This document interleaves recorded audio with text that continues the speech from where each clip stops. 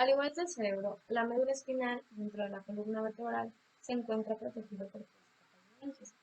Estas membranas rodean, sostienen y protegen la médula espinal y las raíces nerviosas espinales, incluidas las del filum terminal, y contienen el líquido cerebroespinal, donde estas estructuras se encuentran suspendidas. La primera membrana que vamos a encontrar es la dura madre, y esta se encuentra compuesta principalmente por tejido fibroso, resistente y algo de tejido elástico, y es la cubierta más externa de la médula espinal. Se continúa cranealmente a través del foramen magno con la capa meningea que va a recubrir el encéfalo, y por debajo finaliza con el filum terminal a nivel del borde inferior de la segunda vértebra sacra. La dura madre está separada del periósteo óseo y de los ligamentos que forman las paredes del conducto vertebral por el espacio epidural. Este espacio se halla ocupado por el plexo venoso vertebral interno, incluido en una matriz adiposa, también llamada grasa epidural. Este espacio epidural discurre a lo largo del conducto vertebral y termina superiormente en el foramen magno, lateralmente en los forámenes intervertebrales, donde la médula espinal se adhiere al periósteo que rodea cada abertura, e inferiormente, donde el hiato del sacro queda sellado por el ligamento sacrococcígeo. La dura madre se encuentra formada por el saco dural espinal, una larga vaina tubular dentro del conducto vertebral. Este saco se va a adherir al borde del foramen magno del cráneo, donde va a continuar con la dura madre craneal. El saco está fijado inferiormente al coxis por el filum terminal externo. Y bueno, este saco tiene una característica muy particular, que está evaginado por cada par de raíces posteriores y anteriores a medida de que se van extendiendo hacia su salida del conducto vertebral.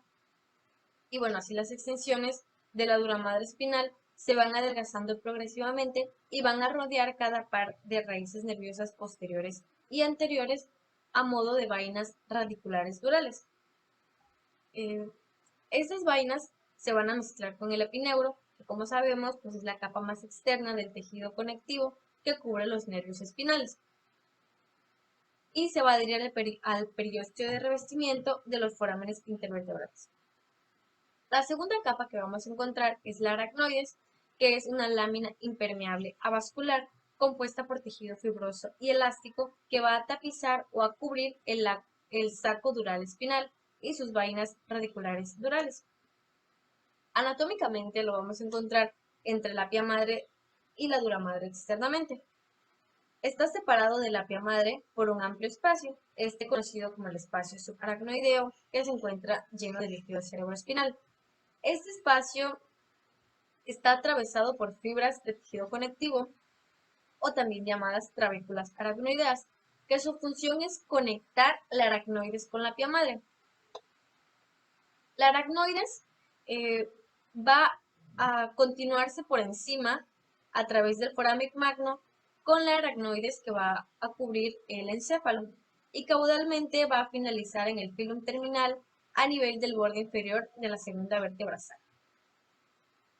La última membrana que vamos a encontrar es la pia madre, que a diferencia de la aracnoides, esta es una membrana vascular y va a cubrir íntimamente la médula espinal y va a seguir todos los elementos superficiales de la médula espinal. La pia madre también cubre directamente a las raíces de los nervios espinales y los vasos sanguíneos espinales. Esto por debajo de una estructura llamada cono medular, y va a continuar en forma de filum terminal. Esta se encuentra engrosada a cada lado entre las raíces nerviosas y van a formar el ligamento dentado, que, que este ligamento contiene un trayecto hacia afuera y se adhiere a la aracnoides y a la dura madre. La pia madre se va a extender a lo largo de cada una de las raíces nerviosas y se va a continuar con el tejido conjuntivo que va a rodear a cada uno de los nervios espinales. Por otro lado, vamos a encontrar el espacio subaracnoideo, que como sabemos está localizado entre la aracnoides y la pia madre y está lleno de líquido cerebroespinal. Como último tema, vamos a encontrar la vascularización de la médula espinal. La médula espinal recibe aporte sanguíneo de tres arterias pequeñas, dos arterias espinales posteriores y una arteria espinal anterior. Estas arterias tienen un trayecto longitudinal quiere decir esto? Discurren por toda la médula espinal. Estas se ven reforzadas por pequeñas arterias dispuestas de forma segmentaria, que proceden de arterias que se encuentran fuera de la columna vertebral y van a penetrar el conducto vertebral a través de los forámenes intervertebrales. Estos vasos se anastomosan en la superficie de la médula y envían ramas a la sustancia blanca y a la sustancia gris. Vamos a encontrar las arterias espinales posteriores y estas proceden ya sea directamente de las arterias vertebrales dentro del cráneo o indirectamente de las arterias cerebelosas y posteroinferiores. Estas arterias van a descender sobre la superficie posterior de la médula espinal, cerca de las raíces nerviosas posteriores, y estas ramas van a penetrar a la sustancia de la médula espinal. Estas arterias son las encargadas de irrigar el tercio posterior de la médula espinal. La arteria espinal anterior. La arteria espinal anterior está formada por la unión de dos arterias, cada una de las cuales procede de la arteria cerebral dentro del cráneo. La arteria espinal anterior va a descender sobre la superficie anterior de la médula espinal en la fisura media anterior, y las ramas de la arteria espinal van a penetrar en las sustancias de la médula y son las encargadas de irrigar los 2/3 anteriores de la médula espinal. Como último, tenemos a las arterias espinales segmentarias. Algo muy claro es que en cada foramen intervertebral, las arterias espinales anterior y posterior tienen un trayecto longitudinal y pues estas se van a ver reforzadas por las arterias segmentarias a ambos lados. Estas arterias son ramas que se encuentran fuera de la columna vertebral. Son las cervicales, las intercostales, las lumbares.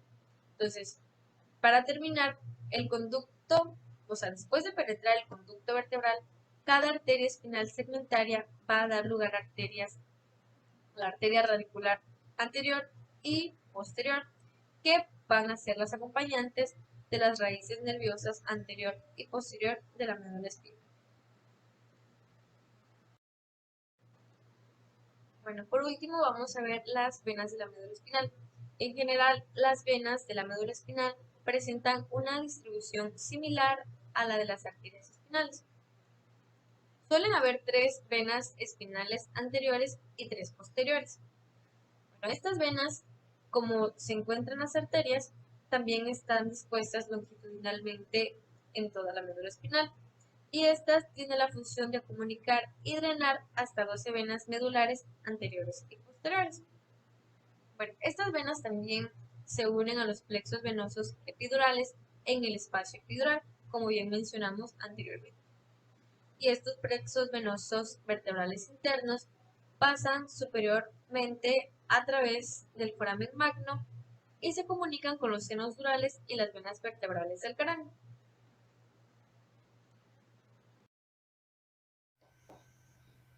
Continuando con el siguiente segmento de nuestra exposición, abordaremos el tema de la médula espinal. Es un tema bastante interesante, así que pongamos muchísima atención.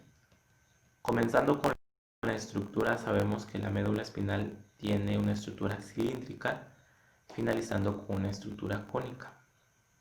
Puede llegar a medir alrededor de 45 centímetros en el caso de los hombres y 42 centímetros en el caso de las mujeres, con un peso aproximado de 30 gramos.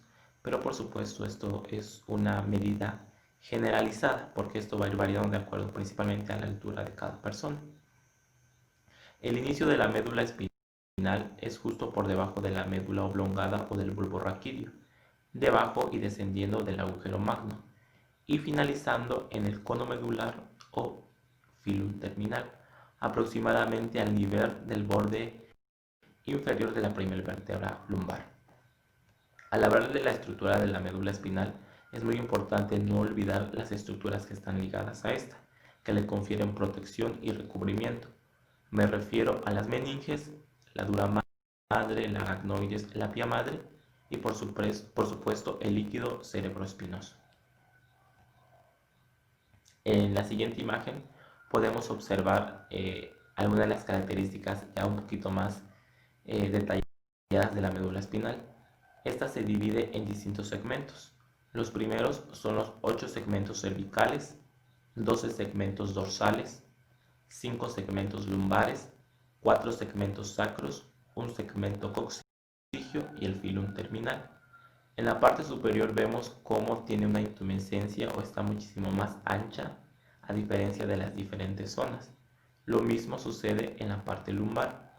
Eso se debe principalmente a que en esas zonas emergen las raíces de los grandes plexos, que son el plexo braquial y el plexo lumbosacro.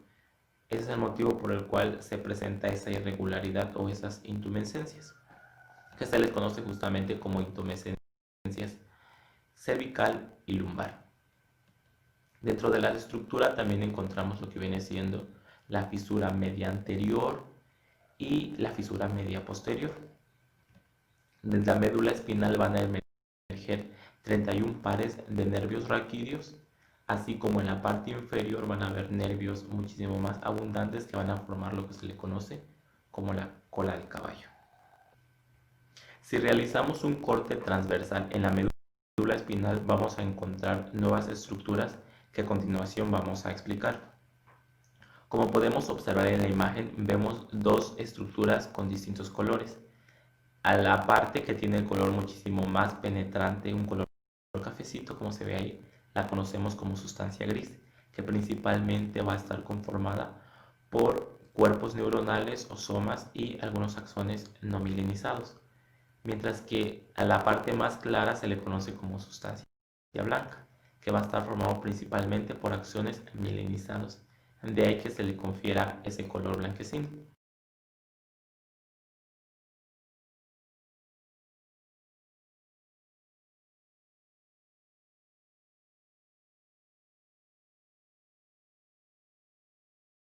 La sustancia gris de la médula espinal consiste en una mezcla de células nerviosas y sus prolongaciones, neuroglia y vasos sanguíneos.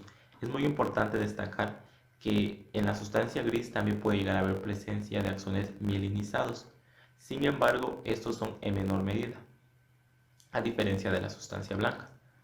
Tenemos que tiene la forma característica en H o en pilar en forma de H, que es la que le confiere que la podamos identificar rápidamente.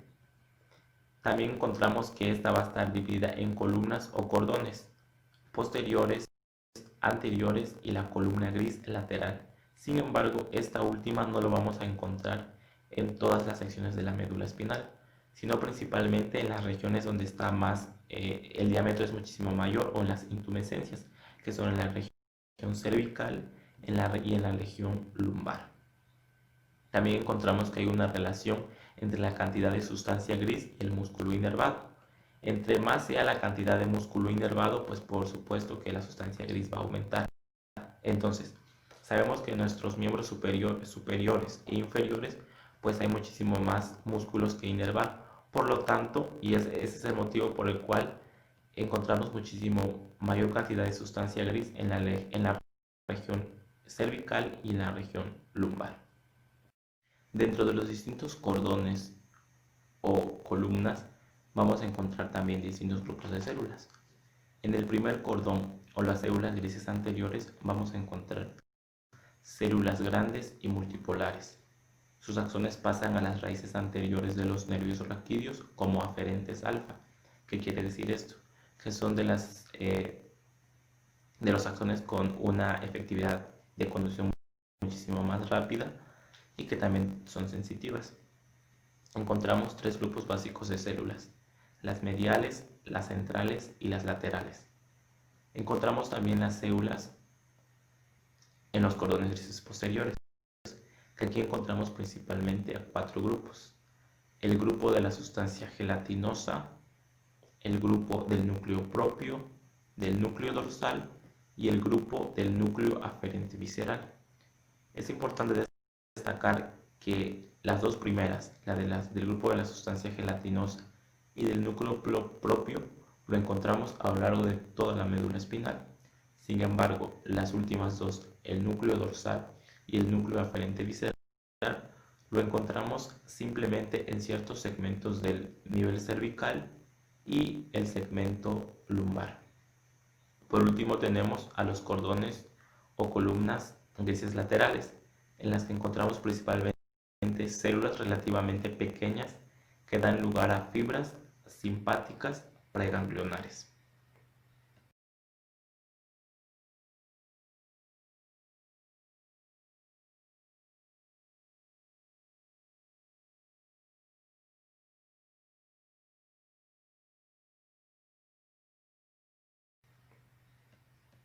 Por último tenemos a la sustancia blanca. Para fines descriptivos, la sustancia blanca puede dividirse en columnas posteriores, anteriores y laterales, de la misma forma que la sustancia gris. La sustancia blanca de la médula espinal consiste en una mezcla de fibras nerviosas, neuroglia y vasos sanguíneos, específicamente fibras nerviosas mielinizadas. Por eso se le confiere ese color característico, como ya habíamos mencionado antes. También encontramos que la estructura de la sustancia blanca está dividida en distintos fascículos, como son los ascendentes, los descendentes y los intersegmentarios. Dentro de las vías ascendentes que están en color rojo, encontramos al fascículo grácil, el cuneiforme, el propio lateral, el espinocerebeloso posterior, el anterior, el espinotalámico, el espinotectal o el fascículo espinotalámico anterior. Por consiguiente, los que están en color azul son las vías descendentes o fascículos descendentes, es decir, son las motoras. Tenemos el fascículo cerebroespinal lateral, el rubroespinal, el tecto espinal, el vestíbulo espinal, el cerebroespinal anterior, entre estos. Es importante destacar que todas estas segmentaciones se hacen o se dedujeron a partir de ciertos experimentos con animales. Y pues es una forma teórica en la que se puede estudiar de forma muchísimo más eficiente todos los procesos que se llevan a cabo entre la médula espinal y el encéfalo propiamente. Bien, en la siguiente imagen podemos observar distintas estructuras de la médula espinal a diferentes zonas, a diferentes niveles. Podemos observar que en los niveles donde se encuentra más gruesa es justamente en los niveles donde hay muchísimo más sustancia gris, como en la parte de hasta abajito, en el tercer segmento sacro o en el sexto segmento cervical, que es precisamente de donde emergen las grandes raíces nerviosas para formar los grandes plexos y van variando de acuerdo a cada nivel de la médula espinal. Por último, en esta última imagen pues podemos observar un esquema en el que se resume básicamente las principales características de las diferentes regiones. Por ejemplo, en la región del cervical tiene una forma ovalada, en la dorsal una forma redonda, en la lumbar redondeada ovalada y en la sacra una forma redondeada. Va variando de acuerdo a cada nivel o segmento. Encontramos también las principales características de acuerdo a cada sustancia blanca y la sustancia gris también. Bien, los dejo con mi compañera Victoria que va a continuar con el tema. Gracias.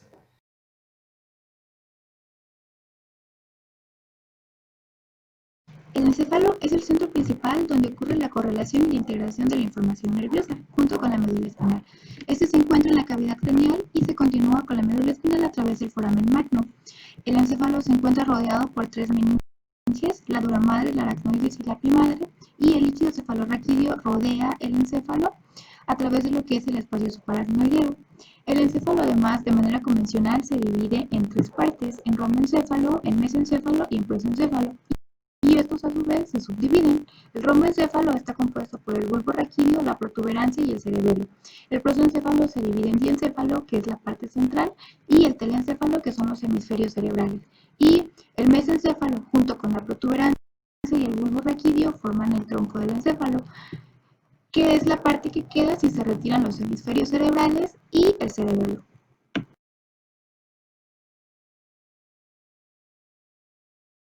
En esta imagen podemos observar hasta el encéfalo señalado en el rectángulo amarillo. Encontramos el diencéfalo señalado en el óvalo verde. Posterior a este encontramos el mesencéfalo señalado de rojo. En el rectángulo azul podemos observar a la protuberancia anular.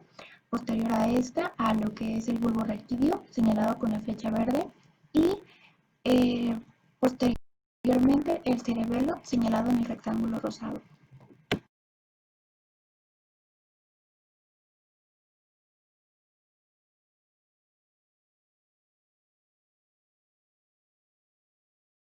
En esta imagen podemos observar señalado de verde al bulbo raquídeo. El bulbo raquídeo tiene forma cónica y se encarga de conectar superiormente a la protuberancia y posteriormente con la médula espinal. Este contiene muchas colecciones de neuronas que se denominan núcleos y sirve como conducto para las fibras ascendentes y descendentes.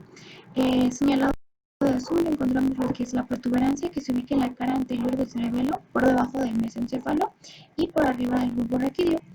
Este tiene un gran número de fibras transversas que conectan en la cara anterior con los dos hemisferios cerebelosos. Además, también contiene muchos núcleos y fibras ascendentes y descendentes.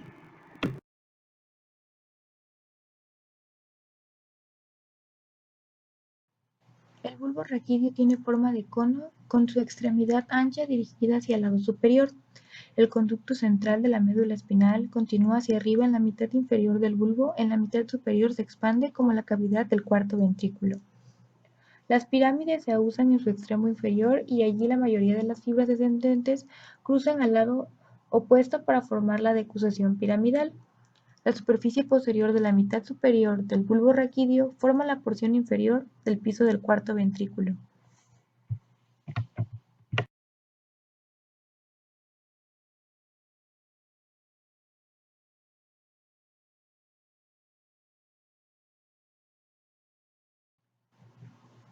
La protuberancia está situada por delante del cerebelo y conecta el bulbo raquídeo con el mesencéfalo. Mide aproximadamente 2.5 centímetros de largo y debe su nombre al aspecto que presenta sobre la superficie anterior, que es el de un puente que conecta los hemisferios cerebelosos derecho e izquierdo. La superficie anterior es convexa de lado a lado y muestra muchas fibras transversas que convergen para formar el pedúnculo cerebeloso medio. Del surco ubicado entre la protuberancia y el bulbo raquídeo salen de adentro hacia afuera los nervios abducens, facial y vestíbulo coclear.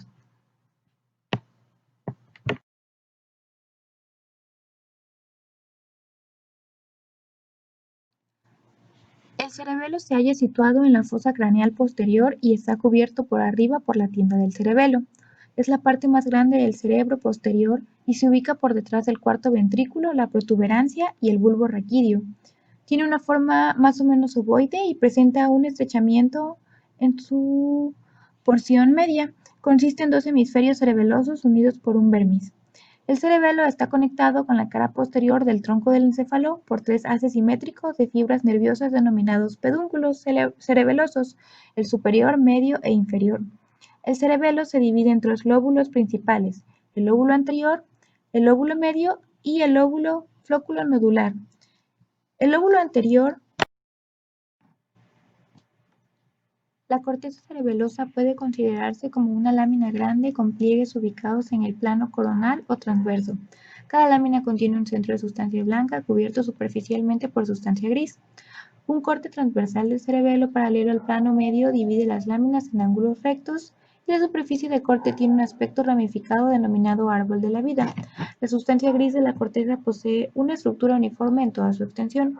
Puede dividirse en tres capas, una capa externa, la capa molecular, una capa media, la capa de Purkinje, una capa interna, la capa granulosa. La capa molecular contiene dos tipos de neuronas, la célula estrellada externa y la célula interna. Estas neuronas se encuentran diseminadas entre las arbolaciones dendríticas y numerosos axones delgados que discurren paralelos al eje mayor de las láminas y se hallan células de la neuroglía entre estas estructuras. La capa de Purkinje está compuesta por células de Purkinje que son neuronas de Golgi tipo 1 grandes y tienen forma de frasco y están dispuestas en una sola capa. La célula granulosa Las células de la capa granulosa están llenas de células pequeñas con núcleos que se tiñen densamente y tienen escaso citoplasma. Cada célula da origen a 4 o 5 dendritas que tienen terminaciones similares a garras y establecen contacto sináptico con aferencias de fibras musgosas. El axón de cada célula granulosa ingresa a la capa molecular donde se bifurca en unión en T, cuyos ramos discurren paralelos al eje mayor de la lámina cerebelosa.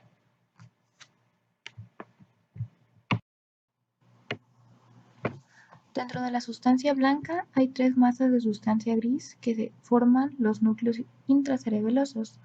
Encontramos el núcleo dentado, el núcleo emboliforme, el núcleo globoso y el núcleo fastigio. El núcleo dentado es el más grande de los núcleos, tiene forma de bolsa arrugada. El interior de la bolsa está llena de sustancia blanca formada por fibras eferentes que abandonan el núcleo a través del orificio para formar gran parte del pedúnculo cerebeloso superior. El núcleo emboliforme es ovoide y se encuentra ubicado en posición medial. El núcleo globoso está compuesto por uno o más grupos de células redondas ubicadas en posición medial con respecto al núcleo emboliforme. El núcleo fastigio se ubica cerca de la línea medial en el vermis y próximo al techo del cuarto ventrículo y es más grande que el núcleo globoso. El mesencéfalo es la parte estrecha del encéfalo que conecta al prosencéfalo con el romboencéfalo. La cavidad estrecha del mesencéfalo se conoce como acueducto central y conecta al tercer ventrículo con el cuarto ventrículo. El mesencéfalo contiene muchos núcleos y haces de fibras nerviosas ascendentes y descendentes. El diencéfalo se encuentra casi totalmente oculto de la superficie del encéfalo y este consiste en el tálamo dorsal y el hipotálamo ventral. La superficie inferior del diencéfalo es la única área expuesta a la superficie en el encéfalo intacto. Está formada por las estructuras hipotalámicas y otras que incluyen de adelante hacia atrás el quiasma óptico con el tracto óptico a cada lado, el infundíbulo con el tuber cinerum y los tubérculos mamilares. La superficie superior del diencéfalo está oculta por el fornix, que es un haz grueso de fibras que se origina en el hipocampo del lóbulo temporal y se arquea hacia atrás sobre el tálamo, para unirse al tubérculo mamilar. La superficie lateral del diencéfalo está limitada por la cápsula interna de sustancia blanca y consiste en fibras nerviosas que conectan la corteza cerebral con otras partes del tronco del encéfalo y la médula espinal. El tálamo es una gran masa ovoide de sustancia gris que forma la mayor parte del diencéfalo. Es una región de gran importancia funcional y sirve como estación celular para todos los sistemas sensitivos principales. El tálamo está ubicado a cada lado del tercer ventrículo, su extremo anterior es estrecho y redondeado y forma el límite posterior del foramen intraventricular. El extremo posterior se expande para formar el pulvinar. El subtálamo se encuentra por debajo del tálamo y por ende está situado entre el tálamo y el tegmento del mesencéfalo en sentido cráneo-medial se relaciona con el hipotálamo. Entre los grupos de células nerviosas hallados en el subtálamo se encuentran los extremos craneales de los núcleos rojos y la sustancia negra. El núcleo subtalámico tiene la forma de una lente biconvexa. El núcleo tiene conexiones importantes con el cuerpo estriado. El subtálamo también contiene muchos tractos importantes que se dirigen desde el tegmento hasta los núcleos talámicos. Los extremos craneales de los lemniscos medial, espinal y trigeminal son un ejemplo de ellos.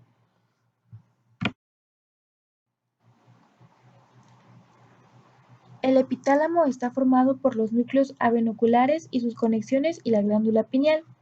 El hipotálamo es la parte del diencéfalo que se extiende desde la región del quiasma hasta el borde caudal de los tubérculos mamilares. Se halla por debajo del surco hipotalámico sobre la pared lateral del tercer ventrículo. Así se puede observar que desde el punto de vista anatómico, el hipotálamo es un área relativamente pequeña del encéfalo que se encuentra ubicada estratégicamente bien cerca del sistema límbico.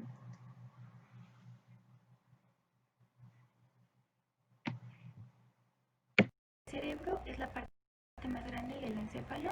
Está compuesto por dos hemisferios conectados por una masa grande de sustancia blanca denominada cuerpo calloso. Cada hemisferio cerebral se extiende desde el hueso frontal hasta el hueso occipital y pasan por encima de las fosas craneales anterior y media. La corteza cerebral presenta pliegues o circunvoluciones que se encuentran separadas por surcos. De esta manera, la superficie de la corteza cerebral aumenta en forma considerable. Algunos surcos grandes se utilizan para subdividir la superficie del hemisferio cerebral en lóbulos.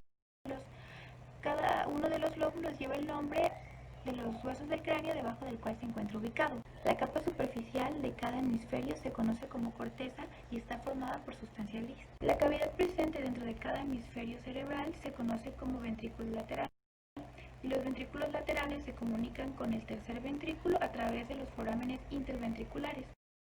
La cisura de Silvio separa el lóbulo temporal de los lóbulos frontal y parietal. La ínsula, una porción de la corteza que no crece mucho durante el desarrollo, se encuentra profundamente oculta dentro de dicha cisura. El surco circular rodea a la ínsula y separa de los lóbulos frontal, parietal y temporal adyacentes. Los hemisferios se encuentran separados por una profunda cisura intermedia, la cisura interhemisférica.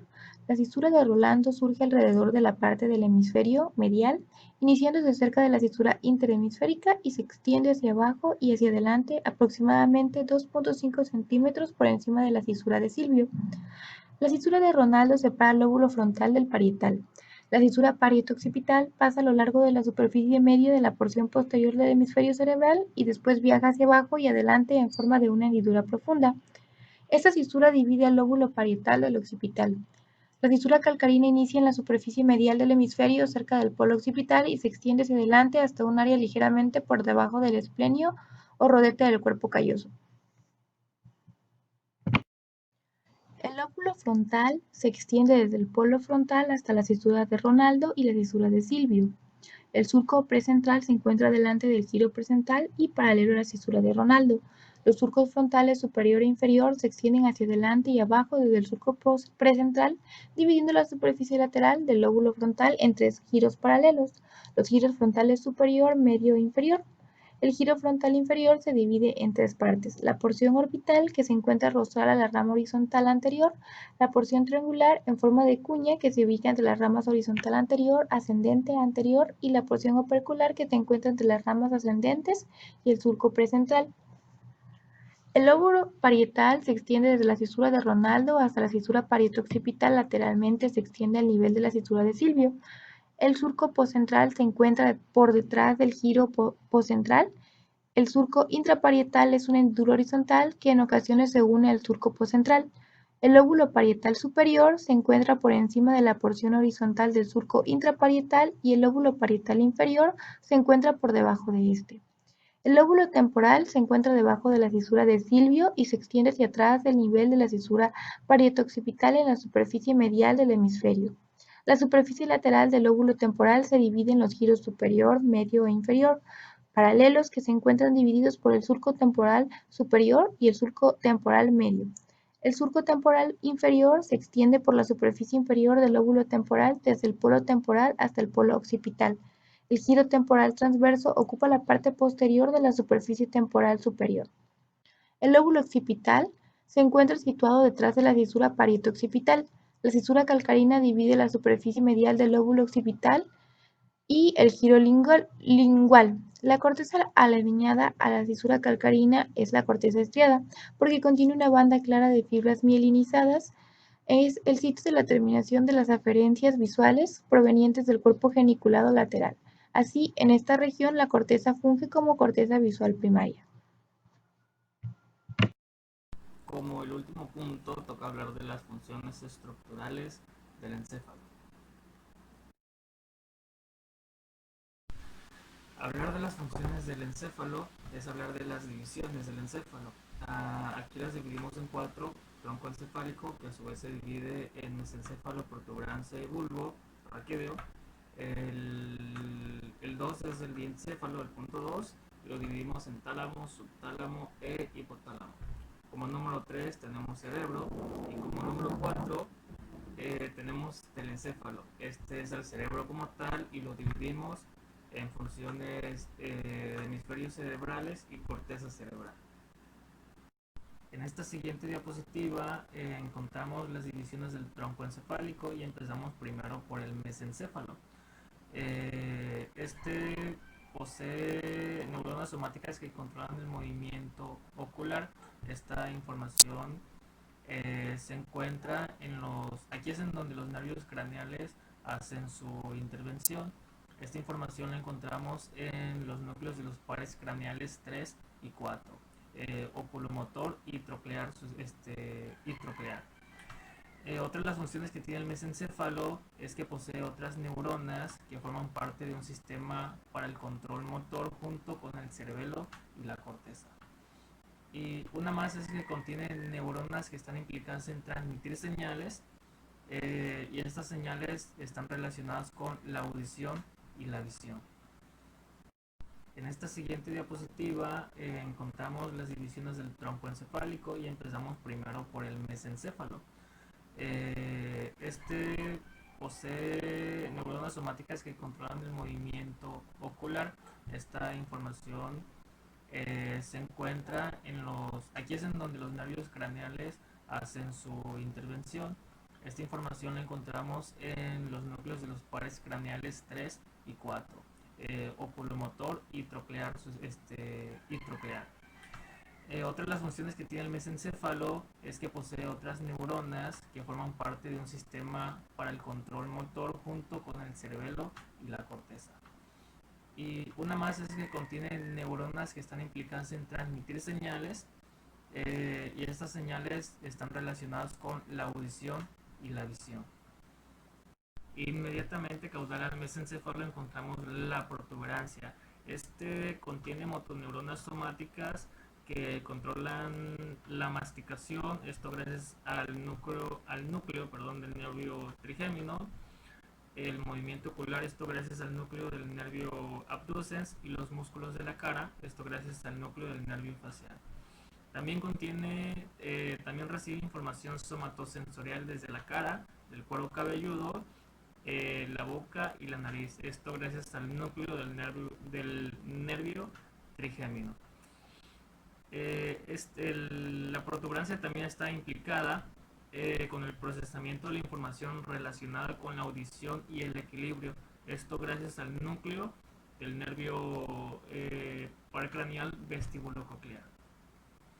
Inferiormente del tronco encefálico nos encontramos con el bulbo raquídeo. El bulbo raquídeo tiene una organización estructural muy parecida a la médula. Este contiene motoneuronas somáticas que inervan los músculos del cuello y la lengua. Esto gracias a los núcleos de los nervios accesorio e hipogloso. Junto a la protuberancia, el bulbo está implicado en el control de la presión arterial, la frecuencia cardíaca, la digestión y la respiración. Esto gracias a los núcleos de los nervios glosofaríngeo y vago. Continuamos con el diencéfalo y este consta de tálamo, subtálamo e hipotálamo. Dentro de las funciones del tálamo encontramos de que esta es la principal estación integradora para la información sensorial que viaja hacia la corteza cerebral, que es en donde ésta alcanzará el nivel de percepción consciente. Y también tenemos de que el tálamo controla la vigilia y de ciertos aspectos de la memoria. Todo esto reside en áreas concretas del tálamo. Después tenemos el subtálamo. Junto al tálamo recibe proyecciones desde los ganglios basales importantes para lo que son funciones motoras. Finalmente tenemos al hipotálamo. Esta es una estructura del sistema nervioso central que es la que más influye sobre el sistema nervioso autónomo. Realiza esta función a través de abundantes conexiones directas con núcleos autónomos del tronco encefálico y la médula espinal, y también actúa como parte del sistema endocrino. El hipotálamo posee también centros especializados que desempeñan cometidos importantes en el control de la temperatura corporal, el apetito, la sed y el sistema cardiovascular. Es el principal centro de control del sistema nervioso autónomo. En esta siguiente diapositiva encontramos el cerebelo. Desde el punto de vista funcional y debido a sus conexiones, puede dividirse en tres partes: el vestibulocerebelo, epinocerebelo y cerebrocerebelo. Empezamos con el vestibulocerebelo. Este está íntimamente relacionado con el sistema vestibular, cuyos sensores se sitúan en el oído interno. Las estaciones de esta información se encuentran en la protuberancia y el bulbo raquídeo. La función principal del vestíbulo cerebelo es que ayuda a controlar el equilibrio. Seguimos con el espinocerebelo. Este recibe el número de referencias procedentes de los receptores de estiramientos musculares a través de conexiones de la médula espinal y el tronco encefálico. Este espinocerebelo nos ayuda a regular el tono muscular.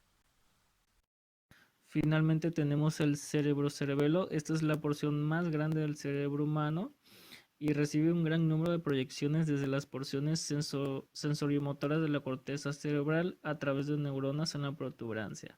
El cerebrocerebelo ayuda en la coordinación del comportamiento motor. Finalmente llegamos al telencéfalo, el cerebro humano. Este lo dividimos en hemisferios izquierdo y derecho. Del lado izquierdo tenemos el hemisferio izquierdo y este está relacionado con la parte derecha del cuerpo normalmente. También lo asociamos con el razonamiento, el lenguaje hablado, lenguaje escrito, habilidad científica, habilidad numérica y, como se mencionó antes, control de la mano derecha. Del lado derecho tenemos el hemisferio derecho. Este lo relacionamos con la parte izquierda del cuerpo y las funciones también con las que se relaciona es con la intuición, la imaginación, el sentido artístico, el sentido musical, la percepción tridimensional y el control de la mano izquierda. En la diapositiva número 8 encontramos el cerebro, pero esta vez las funciones de los lóbulos cerebrales. Recordemos, los lóbulos son parietales, occipitales, temporales y frontales. Empezamos con los lóbulos parietales. Estos son los de color amarillo anaranjado y nos dice la diapositiva que contiene información sensorial y esta información también la relacionamos con los números e interviene en la manipulación de objetos. Seguimos con los lóbulos occipitales, estos de color rojo. El lóbulo occipital, en ellos se ubica la corteza visual generalmente y también controla la capacidad para ver e interpretar el exterior. Seguimos con los lóbulos temporales. Estos guardan la memoria, los recuerdos de palabras y además la memoria visual. Y terminamos con los lóbulos frontales. Las funciones de este es controlar los impulsos, el comportamiento, la producción del lenguaje y también interviene en parte de la memoria. Tenemos como número 5 el tallo cerebral. Este controla la respiración, el ritmo cardíaco, la digestión de alimentos y la circulación sanguínea.